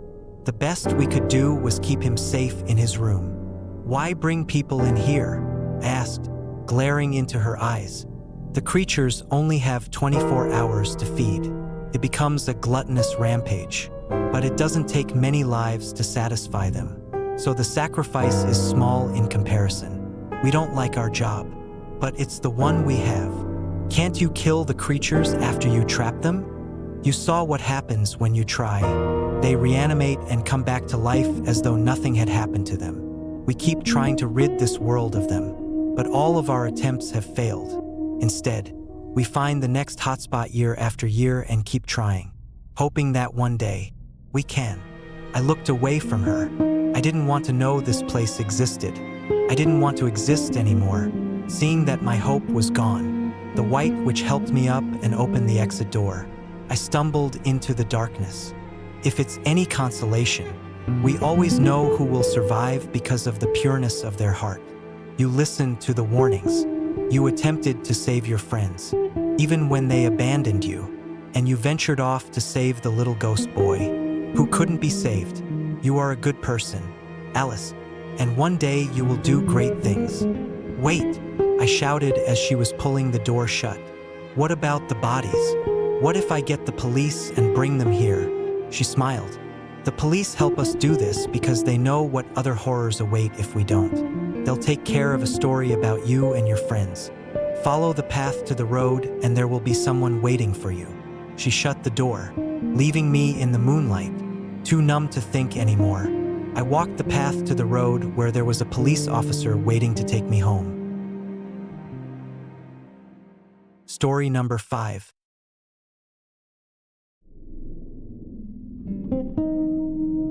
It was the best Halloween party I've ever had. It traumatized me for life. It was such an incredible party. Genuinely, if I had to pick out the most happy and wonderful moments of my life, that Halloween party would have been one of them. That's why it hurts so much to remember it. It makes me want to break down crying whenever I think about the terrible, awful thing that happened right under our noses, and how none of us even noticed. It feels so obvious. Looking back on it now, hindsight is 20/20, I suppose. I wouldn't say I'm a particularly unsocial person. I think I get along with people quite well once I've gotten to know them. But something about making that first step of initial contact just always seemed so difficult. I always felt incredibly awkward being introduced to strangers. And while I can mask that discomfort fairly well, it does mean that I tend to adopt a slightly stilted and formal attitude whenever I'm meeting new people.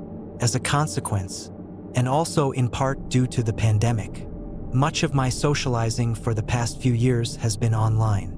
The awkwardness is still there, of course, but it feels so much less uncomfortable when the people I am being introduced to are just text on a screen. However, this does mean that most of my friends tend to live quite far away. A handful of them do live within about an hour's drive of me, so we tend to hang out whenever possible.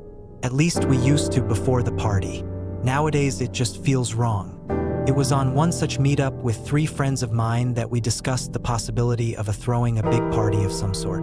We all navigated the same general social circles, and we had considered for a while inviting down the myriad online friends we had acquired over the years, at least the ones we trusted. It was I who suggested we host the party on Halloween. From there, the discussion swiftly turned to themes, since what kind of Halloween party wouldn't have a theme?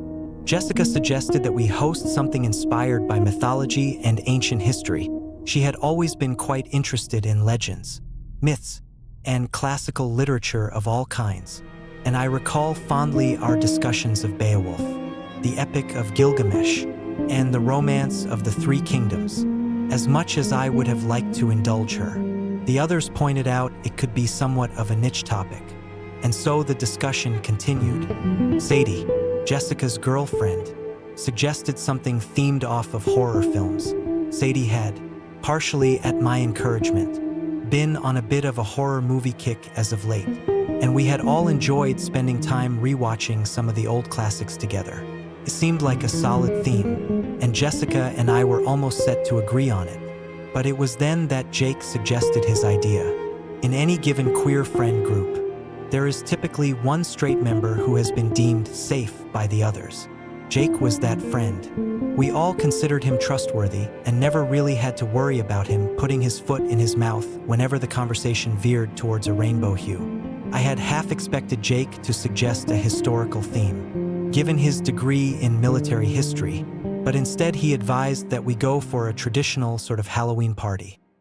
Bobbing for apples, carving pumpkins, that sort of thing. The rest of us immediately agreed this would be the best course of action. Not only would it mean that none of the attendees would have to adjust their costumes for the occasion, but also none of us had ever actually attended such an event. And the novelty of something simultaneously nostalgic yet alien was the perfect combination. Instantly, there was discussion of activities, decorations, and whether or not we should pool together our funds to get a fog machine. Now, obviously the four of us didn't plan out the entire party in one night. We still had to figure out who we trusted well enough to give Jessica's address to. It was decided early on that her house would be the most suitable for hosting, send out invitations, and even put up a couple of online fundraisers to try and get plane tickets for some of our more distant friends. Over the months that this process took, we soon found that what had started out as mere idle discussion was rapidly taking shape into what seemed would be a rather excellent celebration. Now, each of us were to contribute some sort of activity that we would watch over and purchase the necessary supplies for. Sadie's medical background gave her the rather ghoulish idea of setting up a pumpkin carving table themed after an autopsy, which, while strictly speaking wasn't traditional, fit so well with the whole aesthetic of the party that we all found it delightful. Jessica set about acquiring an old-style wooden barrel for the purpose of bobbing for apples, putting her artistic skills to good use with paintings of various Halloween spooks on the sides of it. My idea was somewhat silly but still wound up being put to use. I couldn't find if the game had a real name, or if it was just called the mirror game, but I'd heard it alleged that if you stared at your own face in the mirror for long enough, your mind would distort the image in a rather frightful manner. So I was going to set up the bathroom with candles and a chair, the lights turned off. Jake decided he was going to set up a game of Dead Man's Brains.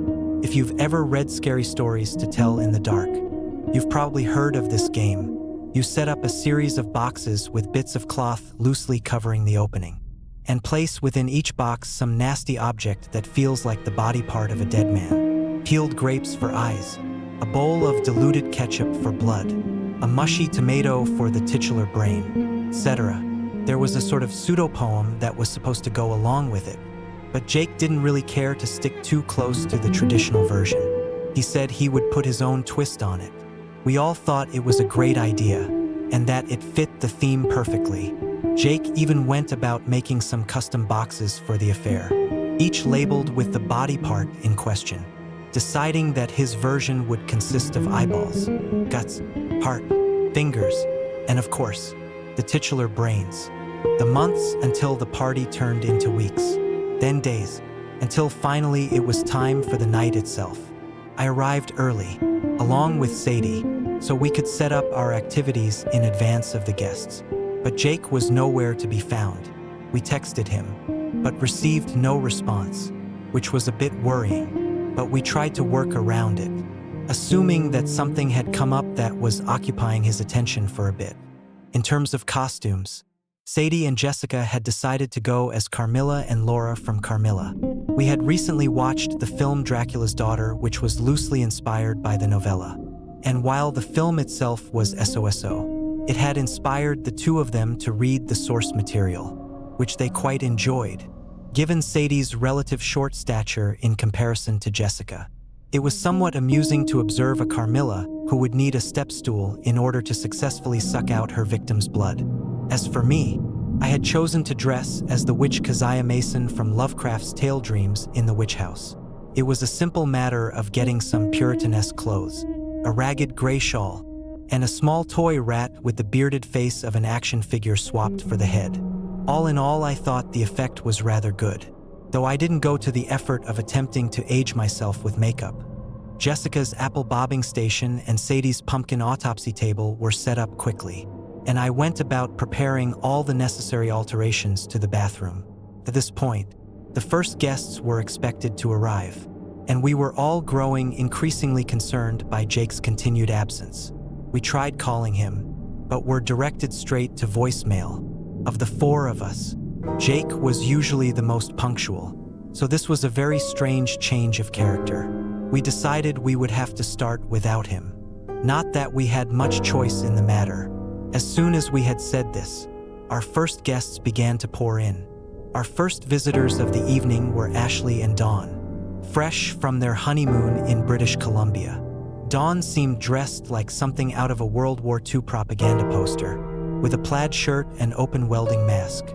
Ashley's costume seemed to be a character out of some cartoon or video game which I wasn't familiar with. Pink hair in a punk style with large mechanical boxing gloves of some sort. Regardless of my unfamiliarity with the subject matter, the costume did seem to be quite well made. And despite the lack of matching with regards to their costumes, the two of them made quite the cute couple. We had only just managed to finish introductions when Sock and his boyfriend arrived next. Sock is quite the artist, with talents in more mediums than I can count.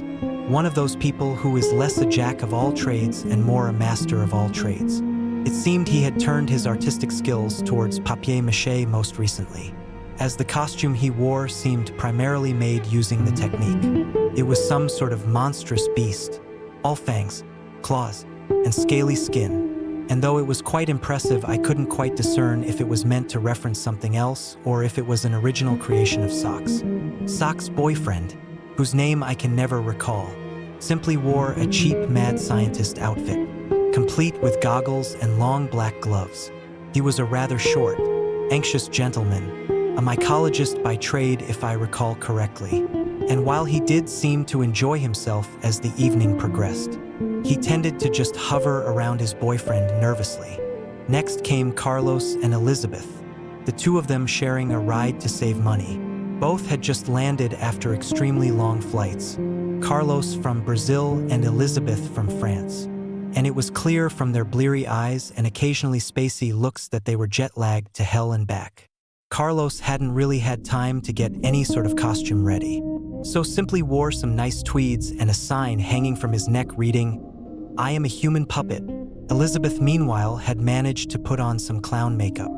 In spite of their tiredness, the two of them seemed to perk up quite quickly, as this was the first time any of us had the opportunity to meet up in person with them. And our enthusiasm was infectious. Second to last arrived Astra, clad in the garb of a Napoleonic soldier. And I knew even without asking that every aspect of the uniform was sure to be as accurate as possible. Within minutes of her arrival, Astra, Carlos, and Elizabeth were instantly locked in conversation regarding the intricacies of lightweight tabletop role-playing game design, a topic they continued to discuss for much of the party. Finally, after every other guest had long since made their way to the party, did Jake show up? There was a knock upon Jessica's thick wooden door, and since everyone else was otherwise occupied in conversation, I went to answer it. I found myself standing face to face with a gas-masked infantryman of the Great War, complete with Brody helmet and a replica Webley revolver which I lent him. Next to him were a series of wooden boxes. I greeted him with a hug, which he responded with silently and stiffly. Something was wrong, but I didn't know what. He pressed a piece of folded-up paper into my hand, which I read immediately. It said, "Sorry for being late. Couldn't find the card for the train. I've got a cold and I've lost my voice. I'll probably have to leave early, but I figured I should at least show up as long as I can. Would have told you earlier, but my phone stopped working. I think the battery gave out." I apologized profusely for the hardships he had experienced and ushered him into the house to the cheers of our friends, carrying the boxes he had brought for him. Each box was made of dark-stained wood with an opening covered in black cloth, with a label burned above the opening stating which body part was contained within each one. It was really quite impressive, and I complimented Jake on his handiwork, to which he simply nodded. I helped him set up the game of Dead Man's Brains on the table we had set aside for it, and the rest of the party continued as planned, though the distinctive absence of Jake's voice was noticeable. Everything about the party was perfect. Legitimately, I do not think I have ever had a happier occasion in my entire life. There was laughter, jokes. At some point or another, Ashley and Dawn broke out some card games. Elizabeth ran a quick session of a horror TTRPG of her own design, It was a truly magical evening. The theme of the classic Halloween party didn't go unobserved either. Plenty of time was spent bobbing for apples, staring into the mirror by candlelight, though it did admittedly devolve into chanting of Bloody Mary rather quickly, carving pumpkins, and everyone in the party adored Jake's rendition of Dead Man's Brains.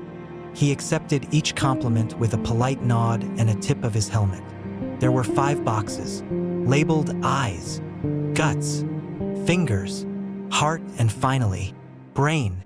I've always been somewhat squeamish when it came to rotten fruit, raw meat, and other such inedible foodstuffs, and what I felt in those boxes quickly triggered that latent disgust. I only managed to get to guts before I had to dip out, laughingly explaining that I would vomit if I had to undergo the whole thing. There were many jokes about me being a pussy, but I wasn't pressured into doing the rest of it. We had already planned to make the party into a sleepover, since we didn't expect anyone to shell out the money for a hotel. As the evening wound down, out came the air mattresses and pillows. As soon as it was clear that the more active part of the evening was coming to a close, Jake quietly excused himself, handing a note to Jessica thanking her for hosting the party. We all gave our fondest farewells to him, each of us hugging him in turn, and he left with a final wave and a cheerful salute.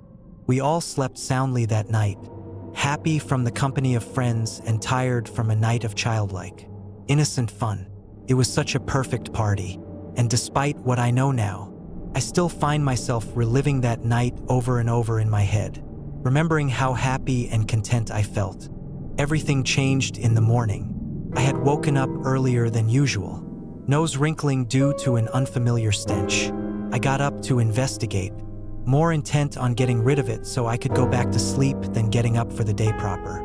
The smell came from the boxes, a rotten, sickly odor, the scent of meat just beginning to spoil.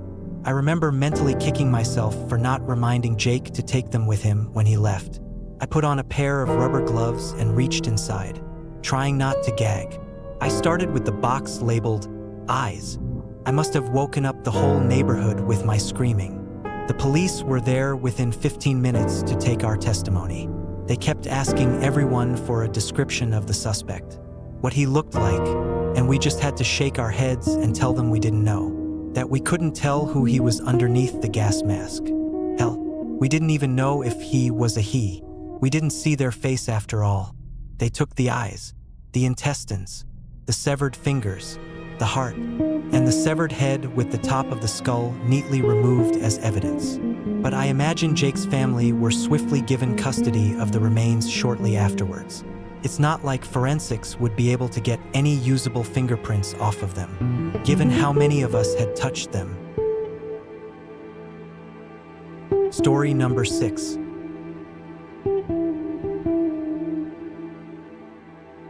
My neighbor always had the best Halloween decorations. One of them seemed a little too real. My neighbor Mike was a huge Halloween fanatic.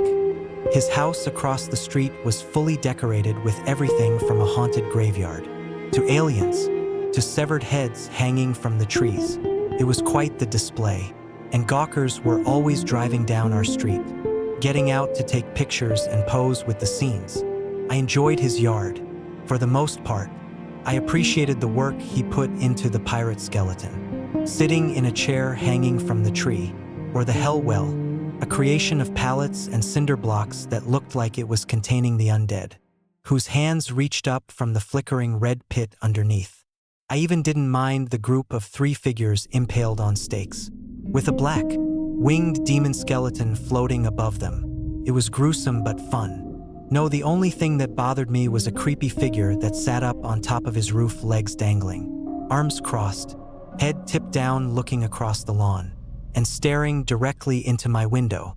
I swear, that thing looked right into my soul. A strange mixture of Slender Man, Hat Man, and Jeepers Creepers. He would have been about 7 feet tall if he was standing thin, with rotting, bandaged limbs, a face that had no discernible mouth, and a fedora. His tattered black coat fluttered with every gust of the wind. I could hear when others spotted him up there, based on their screams and whispered gasps. Seems that I wasn't the only one unnerved by the presence of Skinny John. Yes, the terrifying creation had a name. All of them did, apparently, at least the ones that Mike had handcrafted himself. There was the Bog Witch, Flora the Woodland Sorceress, Lazy Bones Jones, Grim Jim, Buck Aner, and more. In fact, I'd seen Skinny John when he was just a PVC pipe frame, before Mike had added the foam pool noodles, bubble wrap, spray paint, and old clothes to flesh him out a bit. So I knew he wasn't anything more than plastic and paint. But that didn't dissuade my fear. I'd been walking home one day at the beginning of October when I saw Mike outside in his carport, trying to balance some big white poles against his car. He waved, and I approached him to say hi. I had to admit, living across from him was a treat. Mike was about 10 years older than me, friendly, smart, sweet, well-built, and enjoyed working outside with his shirt off. The fact that he gave me any attention made me swoon. "Say hello to Skinny John," he said, extending his arms like he was showing off a brand new car. He saw the look on my face and laughed. "Okay, I knew he doesn't look like much now, but give me a few hours. He'll be great." On the ground, next to the piping, lay all the other materials that would go into this creation. I got his outfit at the thrift store. The coat even had some ID left in it. Guy's name was John. Looked him up online. He lived here his entire life and passed away a few months ago. So I'm naming the creation in honor of him. "You really make all these things yourself?" I asked him. "Yeah, I started about 7 years ago with just the Bog Witch and Grim Jim. People seemed to like them, and I enjoyed making them. So I started adding a few each year, if what they say is true. And there's real demons and stuff out there on Halloween. My house will be the safest one in town." He laughed. "What do they say?" I asked. "Oh, the whole tradition of dressing up on Halloween is to blend in with the evil baddies. So they'll think you're one of them and leave you alone. My house looks like a demon hotel." "I love it," I said. "Thanks. So how are you liking it here in town so far? Enjoying your place?" "Yeah, it's just a room, but I have my own entrance. It's a nice house. The landlords are nice." I sounded so stupid. Could I be any less interesting? "Alex and Ross are great guys," he said. "Glad you found them." He paused, looking at me curiously. "Feels good to live in a place, a town where you can feel comfortable being who you are, doesn't it?" "It does." I nodded. "Have a boyfriend yet?" he asked, giving me a sly grin. I blushed. "No, not yet. Give it time. Cute guy like you. You'll be fighting them off." I left him a few minutes later to get back to work, beaming from the compliment he'd given me. Thank you for joining us on Enigma of the Unknown. Remember, every story you hear tonight was real, a glimpse into the haunted corners of Halloween. If you enjoyed tonight's tales and want more real-life horror and mystery, don't forget to like, subscribe, and hit the bell icon to stay updated. Until next time, stay safe. And remember, not everything is a costume on Halloween night. These lines create a suspenseful and immersive atmosphere that's fitting for your storytelling channel. Let me know if you'd like to tweak anything.